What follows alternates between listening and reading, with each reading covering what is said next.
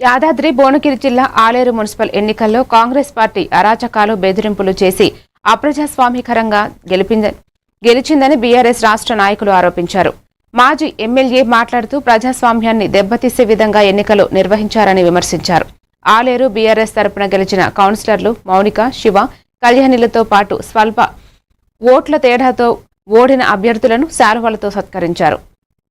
Congress party పరిపాలన చూస్తూ ఉంటే అధర్మ పరిపాలన సాగుతూ ఉంది.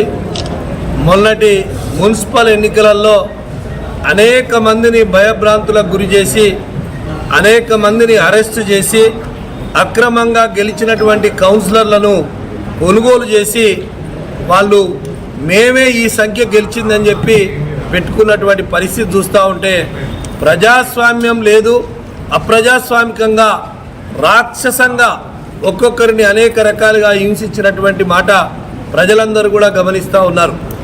ఎన్నికలు ఏదొచ్చినప్పుడు అప్పుడు ప్రజలకు ఏదైనా హామీ ఇచ్చింది గుర్తురాదు. ఇప్పుడు ఏం చేస్తూ ఉన్నారంటే మళ్ళీ ఎంపీటీసీ జెడ్పీటీసీ ఎన్నికలు పెడతాం, దానికన్నా ముందే రైతు బంద్ వేస్తామని చెప్పి చెప్తా ఉన్నారు. మరి రెండు సార్లు రైతు బంద్ ఎటుపోయింది? 2 సార్లు రైతులు ఏమైనరు?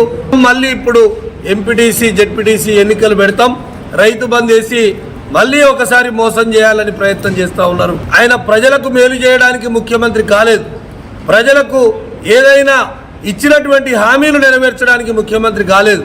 కేవలం కేసీఆర్ గారిని తిట్టడం కోసం, కేసీఆర్ గారి కుటుంబాన్ని ఏదో విధంగా